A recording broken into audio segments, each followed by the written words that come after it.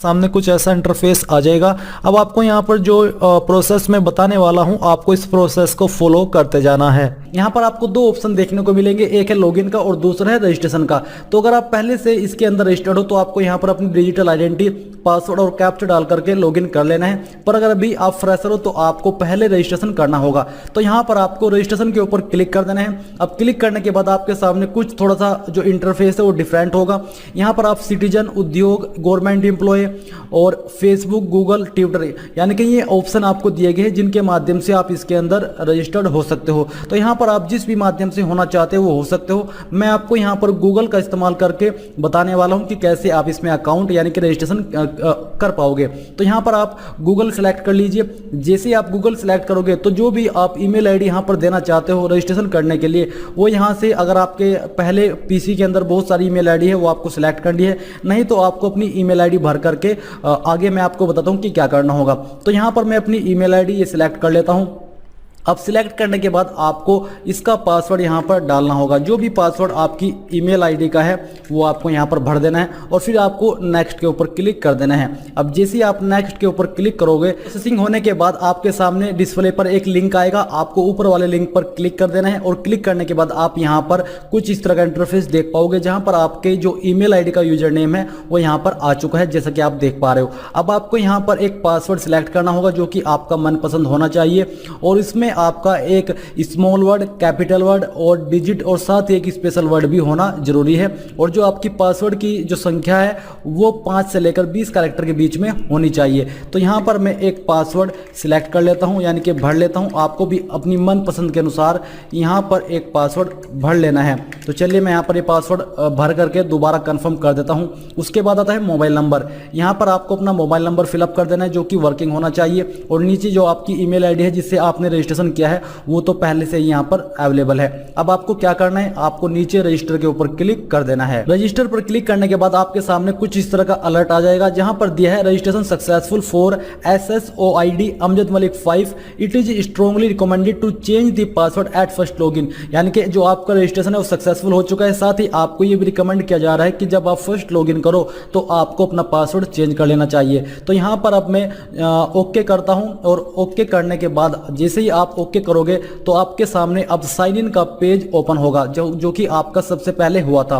तो यहाँ पर आपको अपनी SSO ID भरनी है जो कि आपका यूजर नेम होगी और जो कि अभी आपने देखी है रजिस्ट्रेशन करने के बाद। अब यहाँ पर जो पासवर्ड आपने सिलेक्ट किया था अभी जो आपका रजिस्ट्रेशन है वो करते वक्त, वो आपको भर देना है। फिर यहाँ पर जो कैप्चा कोड यानी कि जो सिक्योरिटी दी है, सिक्योरिटी नंबर दिया है, ये यहाँ पर आपको भर देना है। चलिए मैं यहाँ पर इसको भर देता हूँ और भरने के बाद अब मैं यहाँ पर लॉगिन के ऊपर क्लिक कर देता हूँ। तो जैसे ही आप लॉगिन के ऊपर क्लिक करोगे तो आपके सामने कुछ इस तरह का इंटरफेस आ जाएगा जो कि अभी आप यहाँ पर देख पा रहे हो। यहाँ पर जो आपकी जो SSOID यानी कि यूजर नेम है, इसके बाद आपका फर्स्ट नेम है। तो यहाँ पर आपको अपना फर्स्ट नेम डाल देना है। अगर आपका कोई लास्ट नेम है वो डाल देना, वो भी आपको यहाँ पर फिलअप कर देना है। मैं आपको बता दूं कि जो आप यहाँ पर नेम फिलअप कर रहे हो ये नेम आपको अपनी 10th की मार्कशीट के अनुसार ही भरने होंगे। इसके बाद डेट ऑफ बर्थ, यहाँ से आपको अपनी डेट ऑफ बर्थ सिलेक्ट कर लेनी है। जो भी आपकी डेट ऑफ बर्थ है वो यहाँ से आपको इस प्रकार से सिलेक्ट कर लेनी है जैसे कि मैंने अभी यहाँ पर आपको सिलेक्ट करके दिखाया है। इसके बाद आपको अपना जेंडर सिलेक्ट करना है। फिर यहाँ पर आपका जो मोबाइल नंबर है वो तो आपने पहले ही भर दिया है। अब आता है टेलीफोन नंबर। क्या आप उसके अलावा कोई और नंबर भी देना चाहते हो तो आप वो यहाँ पर भर सकते हो। आपका पोस्टल एड्रेस क्या है, आपको यहाँ पर अपना पोस्टल एड्रेस भर देना है। यहाँ पर आपको अपना पोस्टल कोड फिलअप कर देना है। फिर इसके बाद आपको अपनी डिस्ट्रिक्ट यहाँ पर भर देनी है। इसके बाद यहाँ से आपको अपनी स्टेट सिलेक्ट कर लेनी है। जो भी आपकी स्टेट है वो आपको यहाँ से सिलेक्ट कर लेनी है।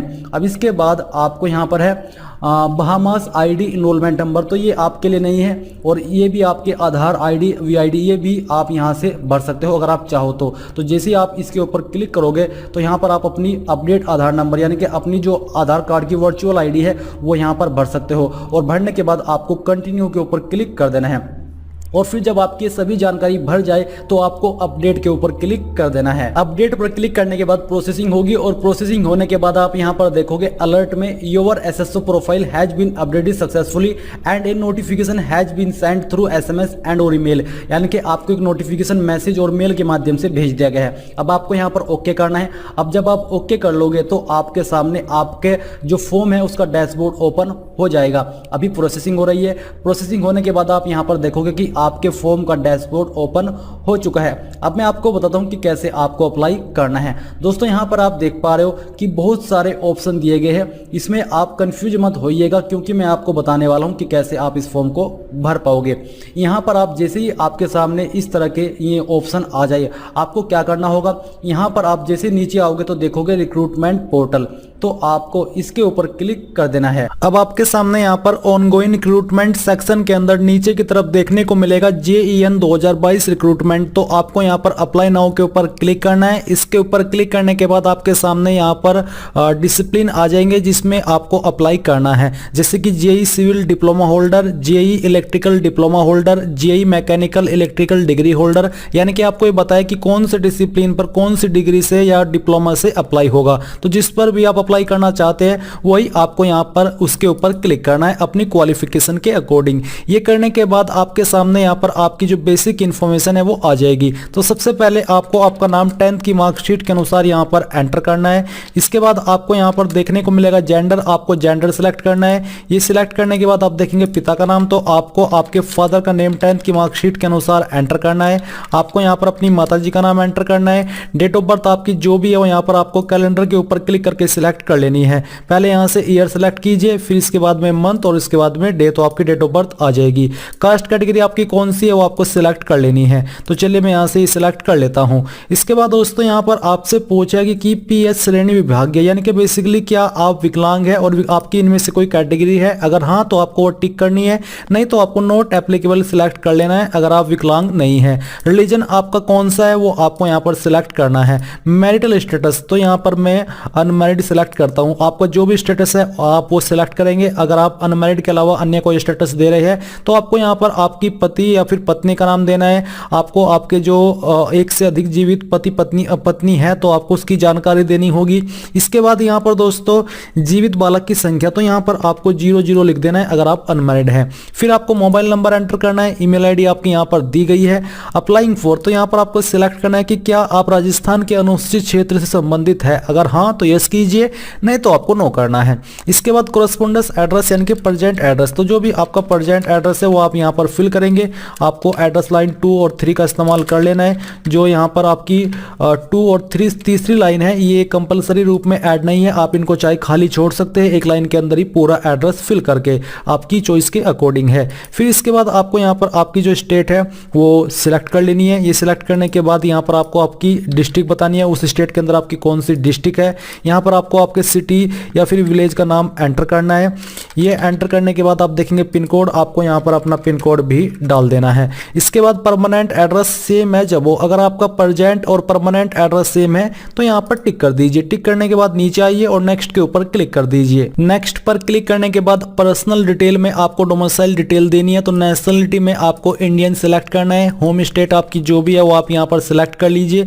इसके बाद होम डिस्ट्रिक्ट कौन सी है वो आपको सिलेक्ट करना है। होम ब्लॉक आपका कौन सा है वो आपको सिलेक्ट करना है। तहसील सिटी कौन सी है वो आपको यहाँ पर सिलेक्ट करनी है। विलेज का नाम आपका कौन सा है वो आपको बताना है। और अगर आप इंडिया के अंदर किसी दूसरी कंट्री से सेटल हुए हैं तो आपको यस करना है, नहीं तो नो कर देना है। इसके बाद यहाँ पर आती है आपकी कुछ अतिरिक्त सवालों की जानकारी, जैसे कि क्या भूतपूर्व सैनिक है, अगर है तो यस कीजिए, नहीं तो आपको नो करना है। इसके बाद आपसे पूछे कि क्या आप एक उत्कृष्ट यानी कि एक आउटस्टैंडिंग पर्सन है स्पोर्ट्स, तो हाँ यस कीजिए, नहीं तो आपको नो करना है अगर आप नहीं हो। क्या आप एनसीसी कैडेट प्रशिक्षक है, अगर है तो यस कर दीजिए, नहीं तो यहाँ पर भी आपको नो करना होगा।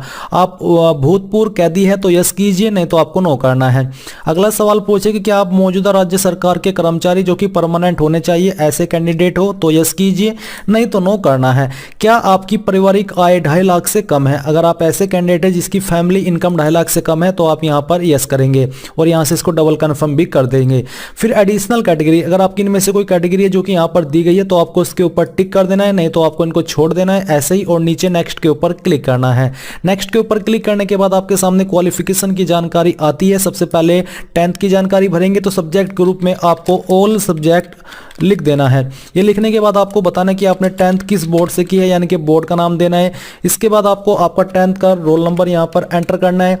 फिर आपको बताना कि किसके अंदर आपके नंबर थे, मैं परसेंटेज सिलेक्ट करता हूँ। कौन से साल के अंदर आपने आपकी 10वीं पास की थी वो आपको सिलेक्ट करना है।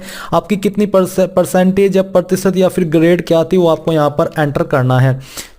ये करने के बाद यहाँ पर आता है सीनियर सेकेंडरी। तो सीनियर सेकेंडरी में आपको सब्जेक्ट ग्रुप में बताना है पीसीएम, पीसीबी, आर्ट्स, कॉमर्स किससे आपने की है वो आपको यहाँ पर बताना होगा। साथ ही दोस्तों यहाँ पर आपको इसके ऊपर भी टिक कर देना है। फिर आपको आपके बोर्ड का नाम यहाँ पर देना है कि किस बोर्ड से आपने आपकी जो 12वीं है वो की है, और यहाँ पर आपको जो 12वीं का रोल नंबर था आपका वो आपको एंटर करना है। रिजल्ट स्टेटस सेम तरीके से सिलेक्ट कर लीजिए, आपको पासिंग ईयर बताना है और फिर यहाँ पर आपको 12वीं की परसेंटेज भी एंटर कर देनी है। ये एंटर करने के बाद आता है डिप्लोमा इन सिविल इंजीनियरिंग या फिर और हायर क्वालिफिकेशन। इससे हायर क्वालिफिकेशन है वो भी आप यहाँ पर दे सकते हैं। तो सब्जेक्ट ग्रुप में के अंदर जो भी आपका जो सब्जेक्ट है वो आपको यहाँ पर बताना है, और किस यूनिवर्सिटी या इंस्टीट्यूट के द्वारा आपने की है उसका नाम आपको यहाँ पर देना होगा। तो यहाँ पर मैं शॉर्ट में लिख रहा हूँ, आपको फुल फॉर्म में अपनी यूनिवर्सिटी का नाम दे देना है। ये देने के बाद आपको यहाँ पर फाइनल ईयर का रोल नंबर एंटर करना होगा। स्टेटस आपको सिलेक्ट कर लेना है। अगर अभी आप वेट कर रहे हैं रिजल्ट का तो आप 4th ऑप्शन सिलेक्ट कीजिएगा। कर चुके हो तो परसेंटेज या फिर जो भी तरीका है आपके नंबर का वो आपको सिलेक्ट करना है। कब आपने किया है वो आपको यहाँ पर सिलेक्ट करना है और यहाँ पर आपको आपकी परसेंटेज भी एंटर कर देनी है। इसके बाद यहाँ पर बहिष्कृत करने का विवरण, अगर आप इनमें से किसी बोर्ड के अंदर निकाले गए हो तो आपको यस करना है, नहीं तो नो कर दीजिए। फिर आपको नीचे आना है और नीचे यहाँ पर नेक्स्ट के ऊपर क्लिक कर दीजिए। नेक्स्ट के ऊपर क्लिक करने के बाद यहाँ पर आपको डॉक्यूमेंट अपलोड करना है, जिसमें कि आपको आपका फोटो अपलोड करना है, जिसका साइज 50 से 100 KB के बीच में रहना चाहिए। तो चूज फाइल के ऊपर क्लिक कीजिए और जहां पर भी आपकी फाइल है वो आपको सिलेक्ट करनी है। मैं आपको लाइव यहाँ पर फाइल अपलोड करके दिखाता हूं। तो चलिए मैं यहाँ पर इस इमेज को सिलेक्ट करता हूं और ओपन कर लेता हूं, तो आपकी फाइल आ जाएगी। देन आपको सिग्नेचर हिंदी, यानी कि आपको आपका सिग्नेचर हिंदी के अंदर लिख करके अपलोड करना है। साइज 20 से 50 KB के बीच में रखा है। तो मैं इस फॉर्म को डेमो के रूप में भर रहा हूं, तो यहाँ पर मैं इस इमेज को सिलेक्ट करके ओपन कर लेता हूं। इसके बाद है सिग्नेचर। अब आपको यहाँ पर अपना सिग्नेचर इंग्लिश के अंदर अपलोड करना है। तो जहां पर भी आपका सिग्नेचर इंग्लिश में है वो सिलेक्ट करके यहाँ पर फाइल अपलोड कर दीजिए। बॉडी मार्क, आपकी बॉडी के ऊपर वो निशान जो कि परमानेंट हो, चाहे वो जलने का हो, कटने का हो, बट परमानेंट होना चाहिए। तो जो भी है वो यहाँ पर लिख दीजिए। अगर ढूंढने के बाद भी कोई ऐसा परमानेंट बॉडी मार्क आपकी बॉडी पर नहीं है तो आप यहाँ पर नो मार्क लिख सकते हैं और फिर आपको नेक्स्ट के ऊपर क्लिक करना है। नेक्स्ट के ऊपर क्लिक करने के बाद यहाँ पर आता है अब प्रेफरेंसेस का ऑप्शन। तो सिलेक्ट के ऊपर क्लिक करके आप इनमें से किस डिपार्टमेंट को कितनी प्रेफरेंस देना चाहते हैं वो आपको सिलेक्ट करना है। तो चलिए हम इसको सेकंड और फिर इसको थर्ड दे देते हैं। ये देने के बाद यहाँ पर नीचे नेक्स्ट के ऊपर क्लिक कर दीजिए।